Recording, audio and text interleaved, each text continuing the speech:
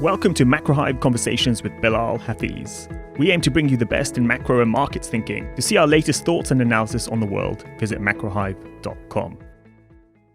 We've had great feedback on our previous podcast guest, Raghu Rajan, so make sure to have a listen of that episode. We've also done a write-up on the main points from the conversation, which you can find on our site. Apart from that, we've produced a lot of great analysis this week. China, of course, has been a big theme, with recent data being somewhat mixed. I released an in-depth piece on how to track Chinese growth in real time using markets like iron ore and Chinese bonds. I also wrote a nerdy piece on how Asia FX correlates to other markets. Outside of Asia, Caroline Grady wrote a preview on the upcoming EU summit. We have an article on all the issues surrounding MMT by John Butler, and Dominique Dwar-Fricot writes on whether we will see inflation or not. On the academic side, we have George Gongalves reviewing some recent academic work on how US bonds traded around the COVID crisis and the importance of bank balance sheets in that context. So, lots of great content, and on top of that, there has also been a lively discussion on our Slack channel. Make sure to subscribe and you'll have access to everything. It's the weekly cost of a few Big Macs. On to this week's podcast. I have a conversation with Samm Sacks. She is a Cybersecurity Policy and China Digital Economy Fellow at New America. Her research focuses on emerging information and communication technology policies globally, particularly in China. She's worked on Chinese tech policy issues for over a decade with the US government and in the private sector. In fact, she recently testified before Congress on data security issues between the US and China. She also reads and speaks Mandarin. I can't speak Mandarin, so I can assure you our conversation will only be in English. So on to our chat. Welcome, Samm, to our podcast. We've been looking forward to having this conversation. Thank you so much for having me on. I guess there's so much to talk about around technology issues between the US and China, but I think it's important perhaps to set some context here in terms of what we mean by technology, because often people talk about, hardware providers like Huawei, or they talk about publicly sort of known companies like TikTok. But it seems like underlying a lot of this are questions around data, which seems to be the new valuable currency that all countries around the world are trying to understand and deal with and regulate in some ways. So I just wanted to get your thoughts around how you think about issues around technology and data that countries like the US or Europe and China need to think about. You're right. The term technology is thrown around all of the time. So when I talk about US-China technology relations or decoupling, we can talk about what decoupling means. The way that I usually break down technology is we can talk about data flows, data being information that's created or stored digitally and shared between devices that are connected to a network. We also can talk about the underlying infrastructure, the network infrastructure. We can talk about final products, and that might be something that a consumer uses. It might be something that's part of an app. We can also talk about broader supply chains and components that go into that, or even research, early stage research. So there are a lot of different ways to parse technology. And I think particularly when it comes to policy issues, we have to be really precise about, well, what do we mean by technology? What are the issues? And let's identify those issues. So I'm glad you kicked off the conversation with that question.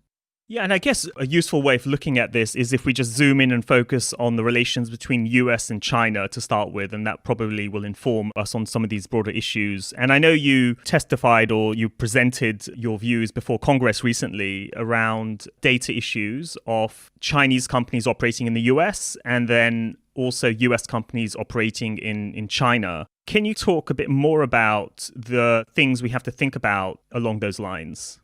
The hearing that I testified at was in early March, and what was at issue there was where U.S. citizen data is stored and who it's shared with. And this is an issue I'm really interested in my own research. I'm actually in the beginning stages of a book project. The book is at the moment called The Data Wars, and it argues that control over data is the great power competition of our time. Who has access to it, what they do with it, how it's stored, how it's secured. When we talk about the US-China technology competition, I think it's largely understood that this in many ways could determine the prosperity, the security of the 21st century, but less understood in my mind is the role that data plays, because many of the technologies we're talking about rely on data, whether it's machine learning and artificial intelligence, this is fueled by data.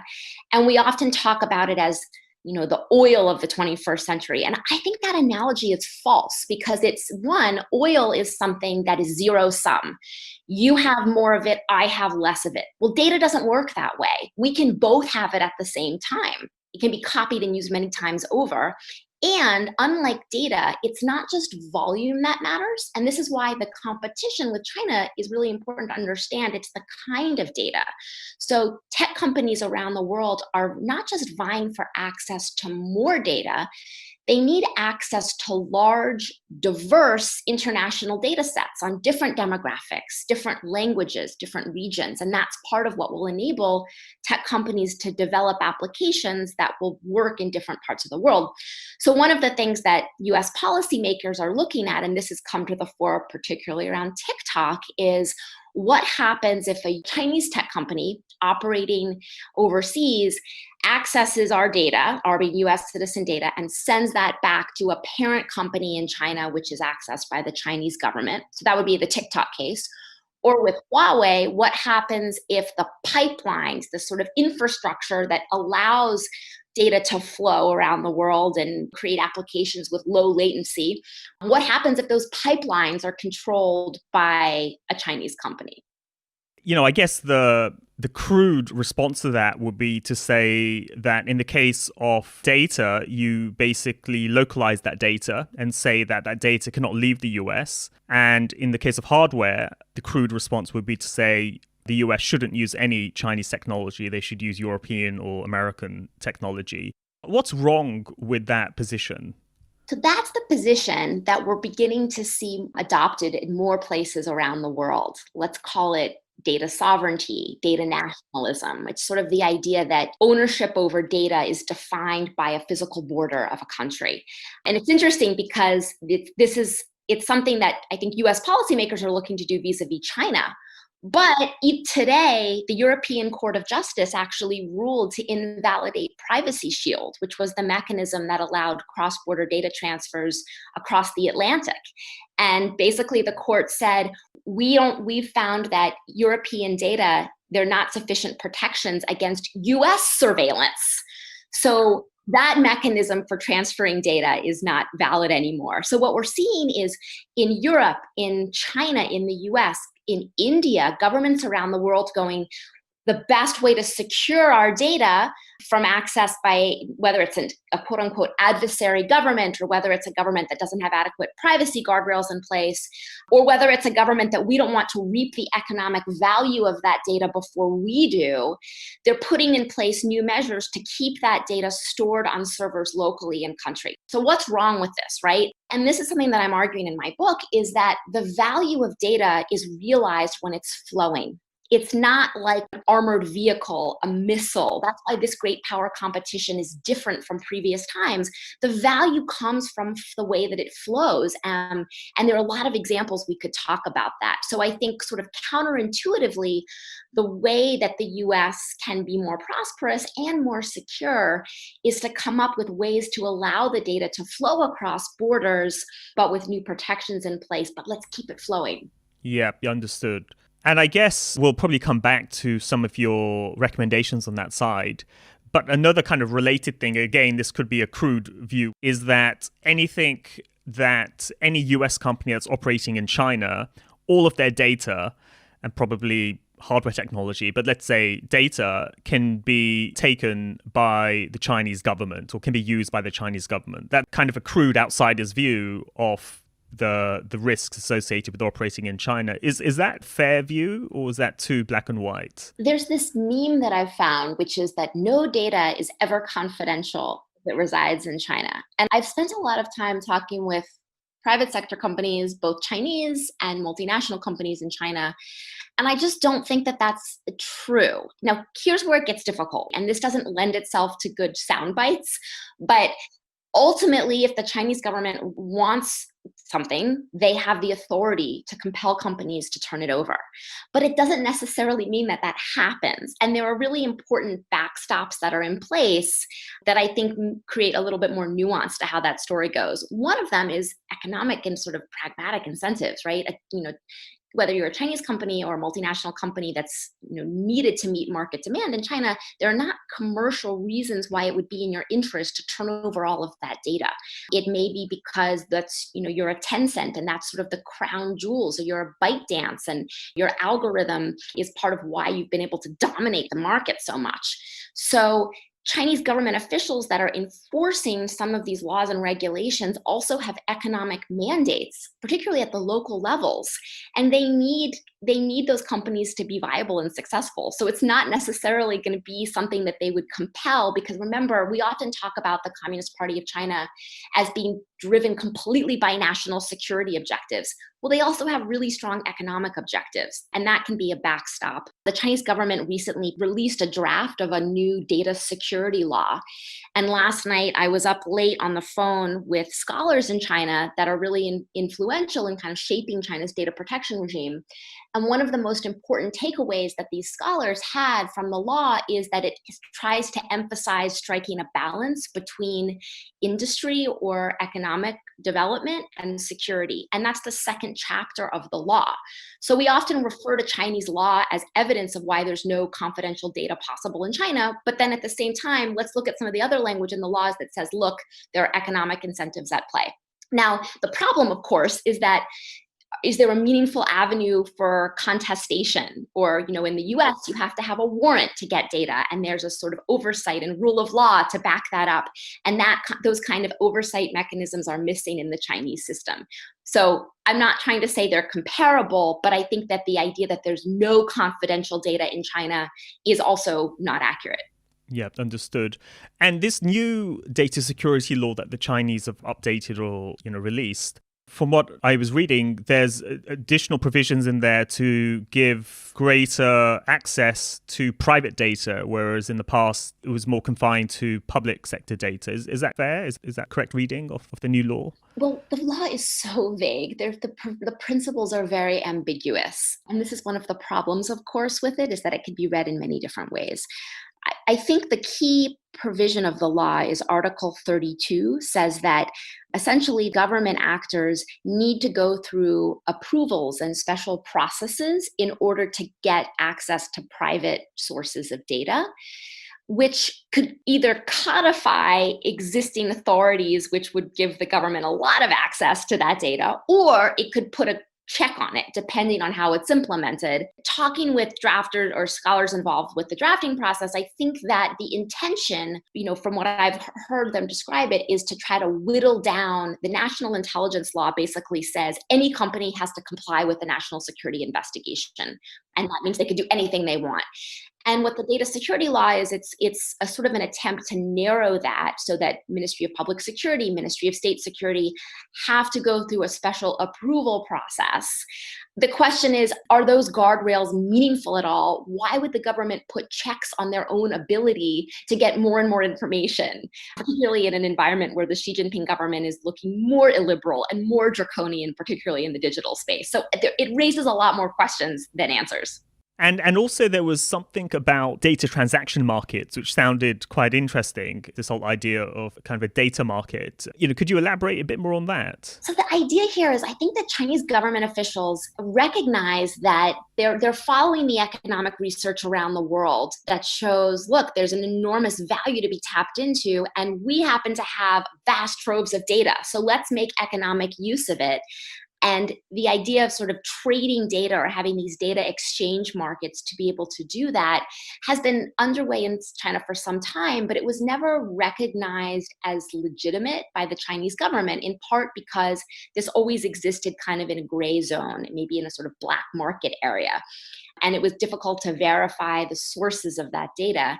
So this law is significant without providing any details whatsoever. And I think we're still waiting to see, what is that actually going to look like? What's the government going to do about it? It is important because it recognizes for the first time that even having a so-called data transaction market, or a place where data could be traded and assessed in terms of its economic value, it just recognizes the legitimacy of something that had been sort of a more black market area for a long time. But again, we have to wait and see. We don't really know what this is going to look like in practice. Yeah. One question I did have about the use of private companies' data in China is that are there cases of Chinese companies not willing to give up data? For example, Didi or WeChat, these sorts of companies. Are there instances where they refuse to give data to authorities? There are, and it's a kind of catch-22 though, because Chinese companies don't want to make a big show of where they have pushed back or resisted a request for data from security authorities, because it makes it look like they're at odds with their own government. And so they don't really want to come out and promote that. But a couple of examples have come out publicly. One of my favorite examples is Tencent received a warrant, I believe, and there was a local judge involved, and the Tencent General Counsel's office rejected the data request. And then this local judge was so incensed about it that he went on WeChat, which is the texting platform owned by Tencent, and the judge posted, "Oh, arrogant Tencent, they wouldn't comply." And then there are a couple of others. So Didi, which is like the Chinese Uber, the ride-sharing platform, which basically pushed out Uber, and that's a whole other story. Didi, last year, there were a few passengers that were actually killed by drivers while using the platform. And the police, in the course of doing the investigation, demanded that Didi turn over data on the drivers, on the passengers, on the route, all of this. And Didi refused. I think 3 times they refused. And then as the story goes, and this was posted in Chinese media, Didi representatives came to the police station with boxes of hand-printed on paper data that was just not formatted, not structured, completely unusable. And they're like, "Here, we're complying, take the data," in boxes of printed form. So I just think what happens is that we just, for people that are not sort of, spending their days living and breathing, tech in China and on the ground with engineers and with executives and people that are inside the tech world in China, sometimes these stories are often missed under these blanket claims of, China's this vast surveillance state, which, yes, it is. It has the most sophisticated censorship and digital monitoring system in the world. But we don't really understand sort of what this looks like on the ground and the different players and the different interests at play. And then how about like US companies operating within China? There are kind of issues around whether it could be supply chain issues, there could be sort of data issues. But, if US companies in some ways are using or are being used to do things which violate human rights, like in the Xinjiang province or other sort of types of human rights violations, all these kind of ethical issues that come up, what's kind of the way we should think about those sorts of issues? These are real problems, and it's been a problem for a long time. I like to talk about the Yahoo case from the early 2000s, where Yahoo in China received a request to turn over the contents of an email on an individual who was under investigation by Chinese authorities. It turned out and then this person ended up going to jail. And it was a really tragic story of what compliance with China's digital control regime looks like, and the human cost that comes along with that, with trade-off that American companies have to make by being in China. And I think what the Yahoo case did is it was kind of a wake-up call, and it led to a lot of companies sort of devoting resources internally to figuring out how do we operate in authoritarian countries? And so there was, the Global Network Initiative sort of came out of that, which is an organization which had developed a set of standards, particularly for information and communication technology companies that have to deal with data requests, that have to deal with censorship requests, so that then these companies now can actually be audited to find out, third-party independent audits, are they complying with human rights principles as they're operating in these countries.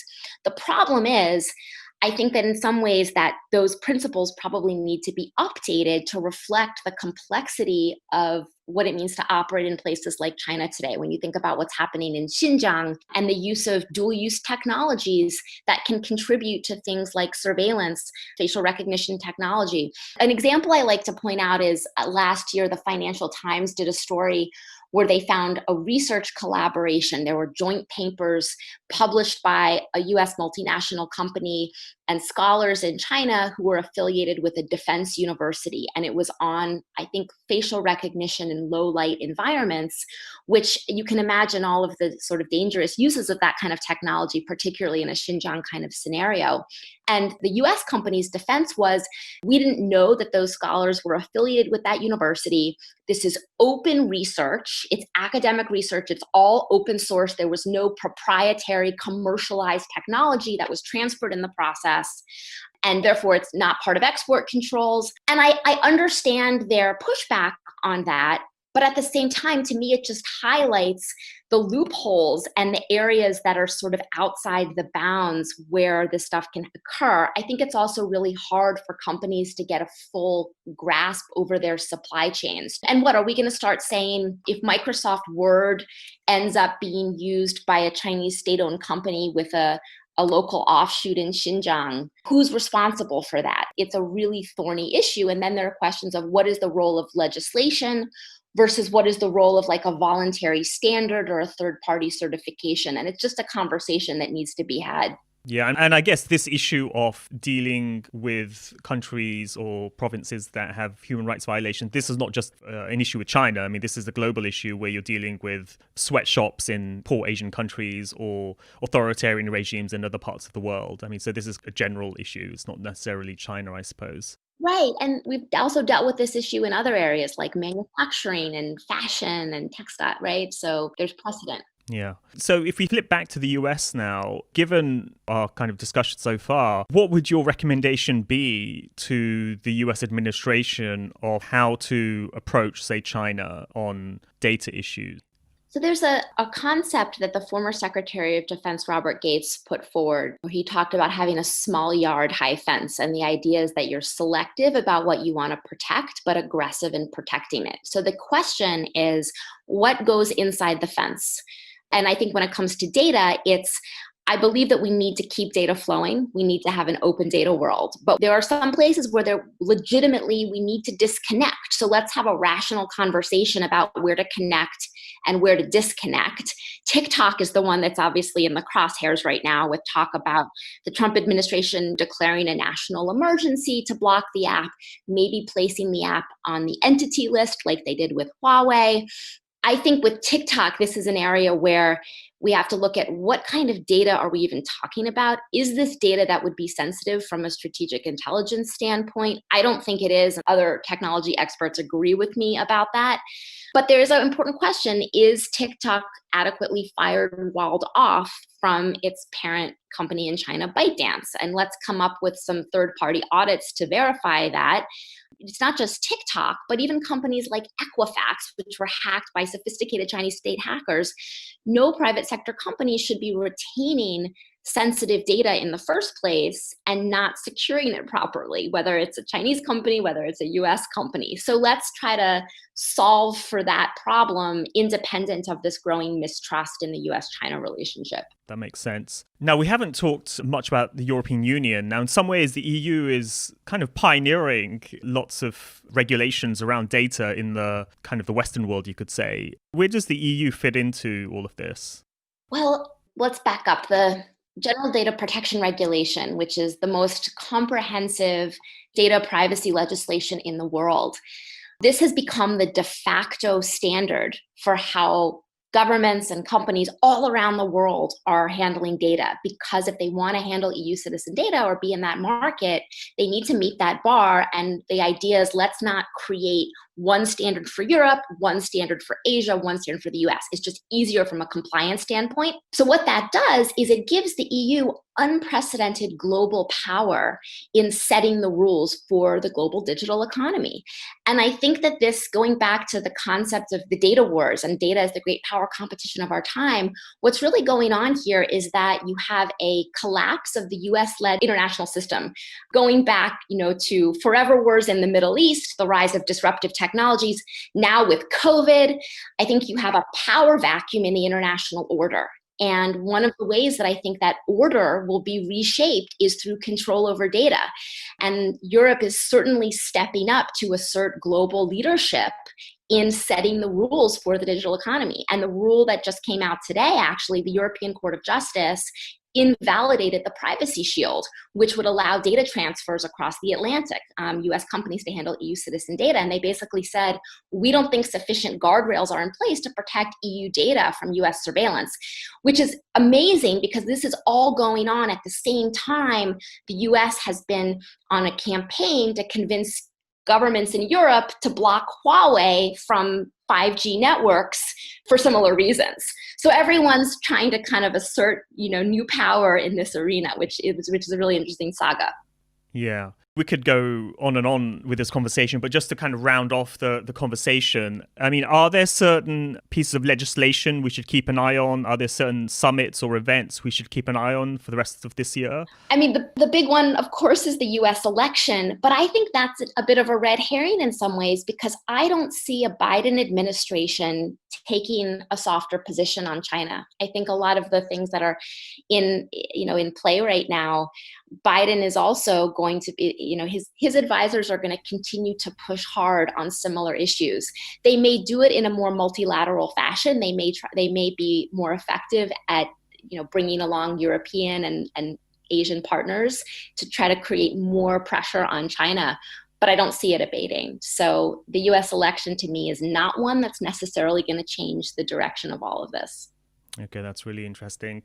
Well, I think on that note, we can kind of wrap up the conversation. Now, what's the best way for people to follow your work? Well, I'd be happy to share my contact info if they get in touch with you. I can correspond individually. Samm Sacks, SAMM SACKS on Twitter. I tend to post most of my stuff on Twitter, and also my bio page at New America. I also post publications there. Okay, we'll include those links in our show notes as well. So anyway, with that, I just wanted to sort of thank you for this kind of whirlwind tour of all things kind of data, US, China, and EU. So just thank you very much for your great insights here. Such a pleasure to talk with you. Thank you for the conversation.